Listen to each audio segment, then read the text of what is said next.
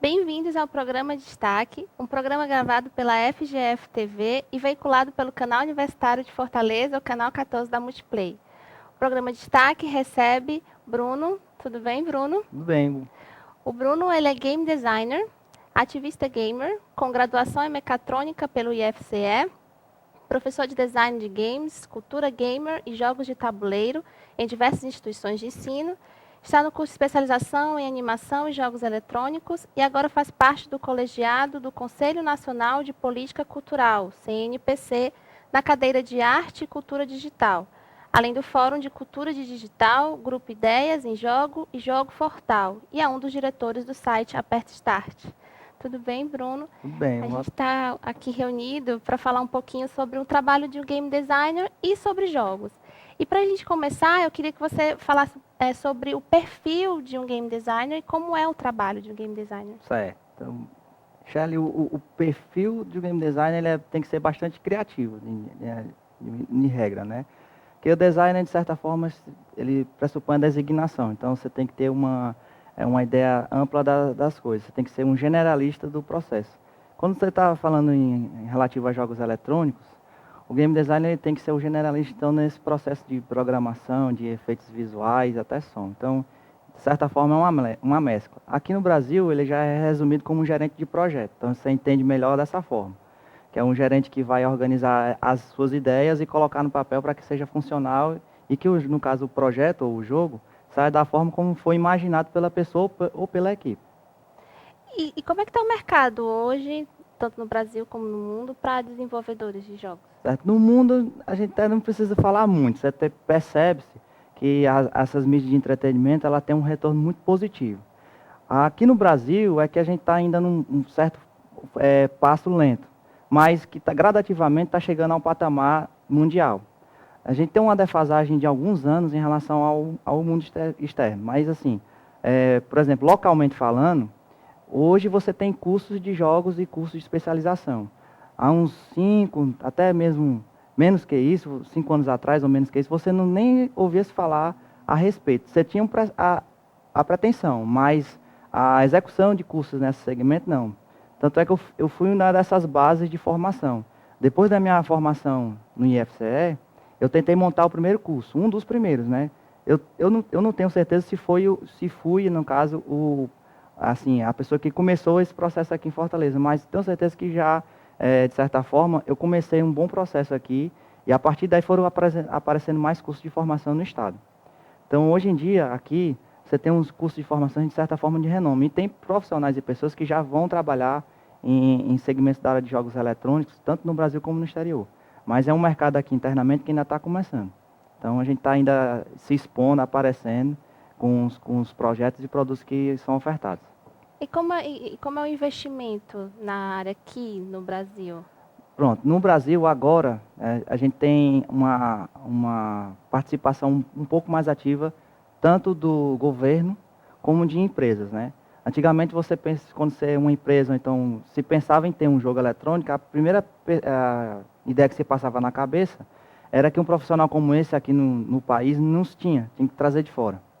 Hoje já tem umas ideias mais diversificadas, né? Então o Estado, assim como a União, ela vem realizando editais, ela vem realizando projetos que beneficiam esse segmento. Hoje em dia você tem em Fortaleza, por exemplo, a Prefeitura de Fortaleza, ela de vez em quando lança um edital destinada não só a jogos eletrônicos, mas como mídias e ao audiovisual, que no caso engloba. Então a cultura digital e a cultura arte digital também, que são esses segmentos, elas englobam o segmento de jogos eletrônicos. Então quando você tem editais nesse sentido, você tem um certo benefício. Por exemplo, eu mesmo já fui beneficiado com isso. Eu já realizei eventos beneficiados de editais. Então, aqui, tanto no estado como no Brasil, você tem, de certa forma, editais que beneficiam. Fora isso, você tem empresas que também participam de uma forma tanto direta como indireta, nesses editais que eu acabei de mencionar, como diretamente quando ela quer produzir seu próprio produto. E aí, nesse caso, ela procura produtoras, ela procura grupos que já têm certo renome no estado ou no país, e assim pede, solicita o seu produto de jogo eletrônico. Então, de certa forma, está aparecendo, está surgindo.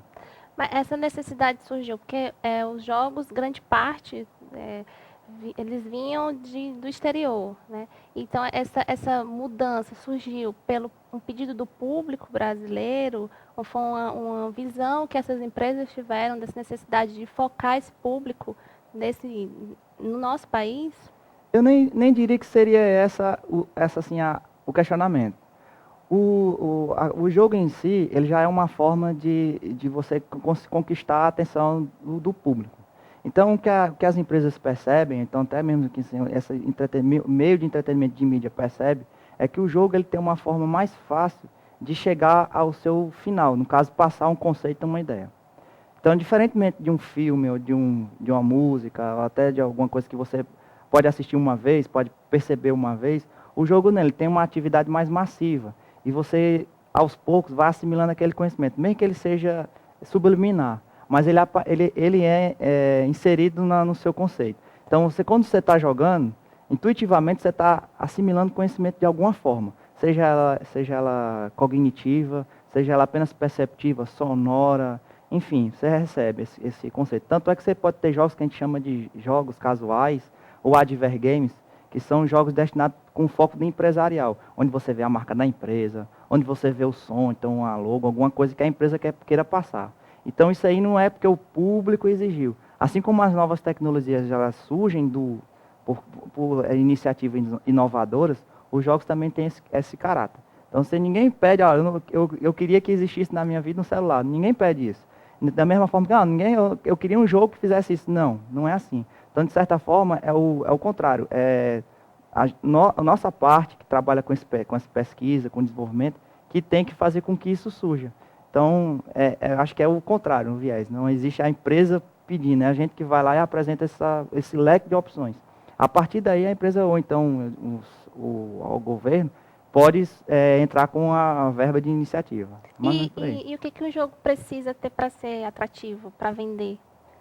Olha, é uma pergunta um pouco relativa essa daí, mas assim, de início, ele tem que ter aquele apelo visual. Às vezes é só isso basta, mas nem sempre. Você não quer dizer que um jogo como de grandes plataformas, como jogos para PlayStation, ou jogos para Nintendo, Xbox, enfim, são os melhores do mundo. Nem sempre. Você tem jogos que o que prevalece é a jogabilidade e a sua diversão, que é o foco principal. Então o jogo ele tem que ser divertido. Então, se ele for divertido, não importa o segmento que ele seja, ou a característica que ele tenha, esse sim tem um potencial de sucesso.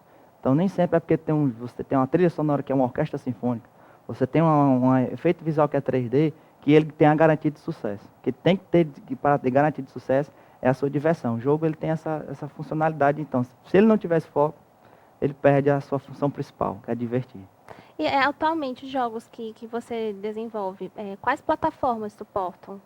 Certo, assim, como eu fiquei nessa vertente mais acadêmica, digamos assim, eu também já participei do mercado, já tive uma empresa, já tive publicadora. Atualmente eu estou mais na questão acadêmica. Nessa questão acadêmica, nessa parte acadêmica, a gente tem um leque de desenvolvimento para várias plataformas. Então já tive turmas que já fez jogos para videogames como PlayStation 3, para Xbox, para Nintendo, para celulares, smartphone, tablets, diversificado. Então, a grande maioria desses cursos, das formações, são para o PC. Não há de se negar, porque o PC é o que tem mais facilidade de aceitação, que é mais fácil de desenvolver, afinal de contas a internet está aí livre para isso. Mas, de certa forma, as plataformas que a gente vem fazendo são mais para PC, que são as mais simples de se fazer. Mas eu já fiz para diversas plataformas. Depende da situação, depende da ocasião e o foco que a gente queira fazer. E as propostas de jogos para você desenvolver? Qual é o público maior de empresas que solicitam esses jogos?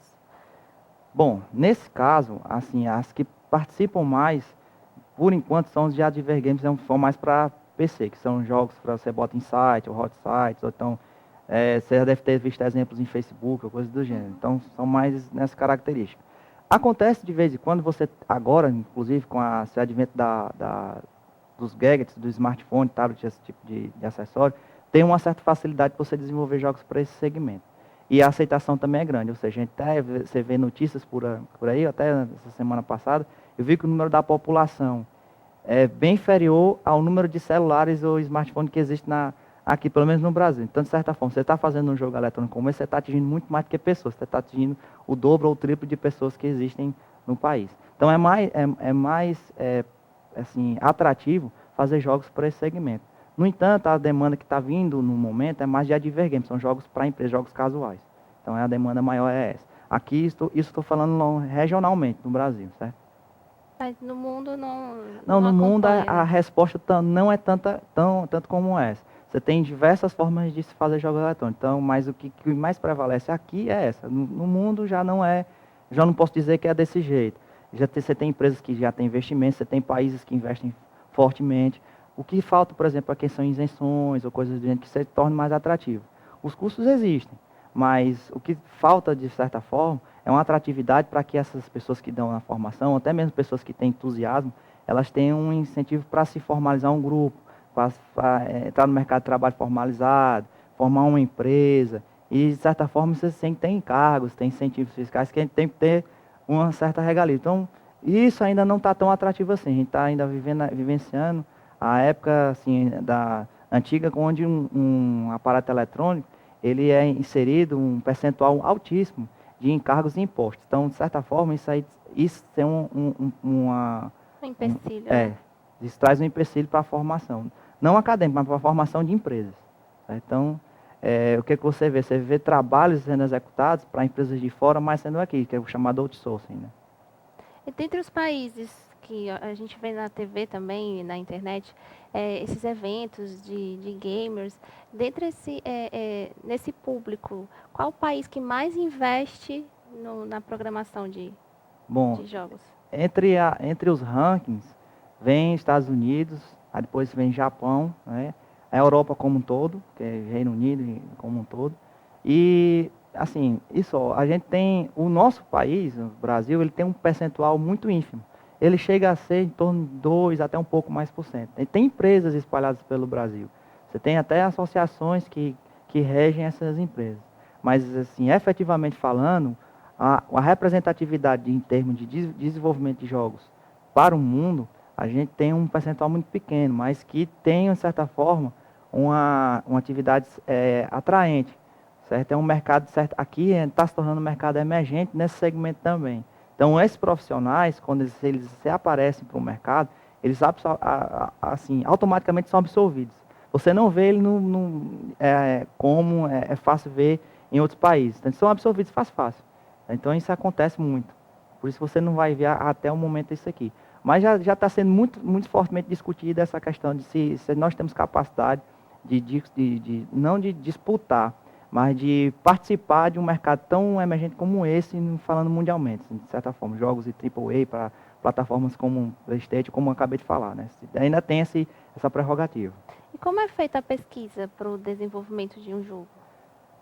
Para o desenvolvimento de um projeto como um todo, assim, se for um projeto simples, a pesquisa ela vai depender muito do que você quer atribuir. Por exemplo, se eu quero fazer um jogo educativo que envolva a história do Brasil, então eu tenho que fazer uma pesquisa mais a fundo sobre o tema, o que é que eu vou abordar, e o que eu vou abordar, as mecânicas e regras que eu vou atribuir ao jogo eletrônico, ou o que é que eu vou fazer em cima desse assunto, que vá ser atraente para que ele tenha englobado dentro dele intrínseco o tema História do Brasil. Se eu conseguir engajar o tema de uma forma atraente e divertida, aí sim, dá para fazer. Então, essa pesquisa ela é muito pessoal, ela é muito direcionada. Depende de tema, depende do foco, depende para quê, ou para que classe, ou para que perfil. Se é para criança, se é para adulto, se é para jovem, se é para terceira idade. Então, são diversos perfis, são diversos segmentos que a gente pode atribuir isso aí. E um game designer, ele consegue elaborar um jogo sozinho ou ele precisa de uma equipe junto com ele? Olha, eu já vi isso acontecer.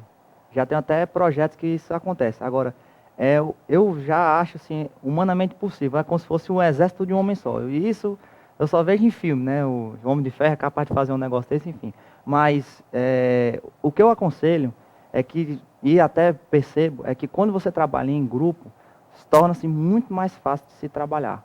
Até mesmo porque você sozinho você não consegue ter a aptidão de conhecimentos necessários para se fazer um jogo eletrônico sozinho. E além de se tornar muito trabalhoso, demorado para se fazer. Então, é necessário, eu acho primordial, que eu defendo essa tese de que uma equipe sim desenvolve um jogo e não uma pessoa só. Recentemente aconteceu um evento de jogos que foi o Global Game Jam, né? E eu Sim, gostaria que você falasse um pouquinho sobre esse evento, se lá tem lançamentos de jogos, como que funciona. certo. O Global Game Jam ele é um evento que acontece uma vez por ano, né? De certa forma, a gente está participando de algumas das edições. Ele já vem acontecendo há mais tempo, acho que desde 2009 ou antes disso. A nossa participação do Estado, assim, até de Fortaleza, ela está tendo uma aceitação maior nesses 3 ou até 4 anos atrás, né? Está vindo com mais força. O que é que ele trata? Ele trata de um momento onde o mundo inteiro para, os desenvolvedores do mundo inteiro, de forma colaborativa e participativa. Você não vai ver empresas aí, você vai ver desenvolvedores indie, que são desenvolvedores que estão aprendendo, então pessoas que têm interesse nesse segmento. Elas se congregam em alguns locais chamados de sedes e recebem um tema. Esse tema é proposto pela Organização Mundial da Global Game Jam. A partir do que o tema é exposto, essas pessoas têm um prazo de 48 horas para fazer o jogo eletrônico funcional. Né? Então, são diversas sedes no mundo, em tese, em resumo, é isso. São diversas sedes espalhadas pelo mundo, funcionando no mesmo momento, claro, com seus fusos horários diferentes, mas que tem a ideia de, em 48 horas, fazer jogos colaborativos. E a quantidade de jogos, ou a quantidade de pessoas participantes, esse que é o foco. Então, é mais um desafio pessoal. Não é visto a qualidade dos jogos, e sim a quantidade, o que é feito, onde essas pessoas estão, o que elas estão fazendo. Então, na Global Game Jam você vai ver muito disso. Agora, claro, quando você tem pessoas que já têm esse perfil, naturalmente o processo de desenvolvimento de jogos, e você vai aparecer jogos de certa forma que vai lhe surpreender. Então, você vai ver jogos 3D, você vai ver jogos que assim, poxa, isso aí foi feito na Global Game Jam? Foi. Então, a sede Fortaleza desse ano até, ela surpreendeu. Esse ano ela teve 3 locais. Nós tivemos na sede Gracon, a sede Porto Iracema e a sede Aperta Start Estácio Fique. Essas 3 sedes, somando tudo, dá em torno quase aproximadamente 20 jogos. É quase isso. Então, de certa forma, foi um fator positivo. E em cada sede, somando tudo, dá quase 180 pessoas também. A sede que teve mais pessoas foi a nossa, da Aperta Start, que teve mais de 120 participantes. Na nossa sede teve 11 jogos, para você ter ideia. Então, assim, foi muito positivo. Isso aí, de certa forma, é atraente. E lá na Global, as empresas externas, elas veem os desenvolvedores ali. E é dali que ela retira, de certa forma, os profissionais que ela quer puxar para o mercado. Então, é uma vitrine, é uma oportunidade extra que você tem para participar desse meio, desse mercado mundial. Além de você estar ali no meio de vários desenvolvedores do mundo todo, né? Então, assim, é um evento que vale a pena conferir. Então, de certa forma, a gente pode dizer que tem algum retorno financeiro para quem... Não diretamente Não falando, diretamente. porque o evento ele não tem esse viés. O viés do evento, o foco do evento, é aquela questão colaborativa. Afinal de contas, quando você vai para a Global, você não vai com uma equipe formada. Você vai, às vezes, só com a cara e com a coragem. Quando você chega lá, que você conhece pessoas e você monta seu network, é a partir daí que você começa a desenvolver seu projeto. Às vezes, tem pessoas que vão de parceria, vão 3, 4 amigos, colegas que chegam lá e querem fazer um jogo eletrônico. Mas depois eles se congregam com outras pessoas que têm outras aptidões, e eles conseguem, poxa, além de fazer o jogo que eu queria fazer, eu consigo ajudar ou colaborar com outro projeto. E cada vez mais que ele participa de outros projetos, ele vai aumentando seu leque de portfólio. E isso ele vai trazendo mais aparência para o seu perfil dentro da Global. E cada jogo que ele participa, está lá o nome dele registrado. E todas as outras pessoas participantes podem conferir, é aberto, não é um negócio que é ambiente fechado. Você pode entrar no site e abertamente baixar o jogo e jogar à vontade. Então a ideia é essa, da Global. É mais questão colaborativa e participativa. Bruno, eu queria muito agradecer a sua presença aqui no Destaque. Tá certo. E aí a gente sabe que os grandes jogadores, hoje, na verdade, sempre começam jovens, né? E eu queria que você dissesse algumas palavras para esses jovens, incentivá-los a trabalhar como desenvolvedores e a fazer parte desse mundo. Certo. Assim, para quem está entrando nesse mercado, ou quem está iniciando, eu digo que como se trata do mercado emergente, a gente percebe muitas vezes um certo receio de participar dessa atividade. A gente sabe que o nosso público, assim, sei que é de jovens, é mais focado para esse segmento, mas você vê pessoas que estão com curiosidade, querem saber como é que isso funciona, se isso tem fundamentos, se isso tem viés mercado, ou se tem viés econômico. Sim, ele tem, né? Isso ele é um caráter, tem uma característica apenas de entretenimento. Não, o jogo eletrônico ele pode ser utilizado, então mesmo o perfil desse profissional, ele pode ser utilizado em diversos segmentos, até mesmo na publicidade. E na publicidade, né, pode ser usado para jornal, pode ser usado para revista, ele pode ser usado para insights, ou seja, qualquer foco, então qualquer área dessa atividade, enfim, efeitos especiais, enfim, você vai ter um leque de atividades. Então eu digo para as pessoas, atualmente, para quem tiver interesse nesse segmento, que ele vá buscar informações. Hoje em dia, como eu disse, tem curso de formação. Na minha época não teve. Eu tive que pegar o conhecimento através de livro, tive que ser, bem dizer, o autodidata do negócio. Fui atrás na minha formação de mecatrônica, tudo que tinha em relação ao tema, eu atribuía a jogo eletrônico. Eu fiz raiva muito aos meus professores. Minha apresentação de tese, eu tive que me apresentar 3 vezes para convencer de que eu estava certo do que eu estava apresentando, que eu tinha certeza, estava com o pé fincado que estava certo nisso. Então, hoje em dia está mais fácil de você entrar nesse mercado. Então, eu digo isso para as pessoas, né, para quem vai participar disso aí. E, se for possível, agradecer a todos que participaram da Global, que me ajudaram. Tive a participação do Helder, da FIC, que nos apoiou, que nos recebeu lá, a unidade. Gostaria que no ano que vem tivesse mais.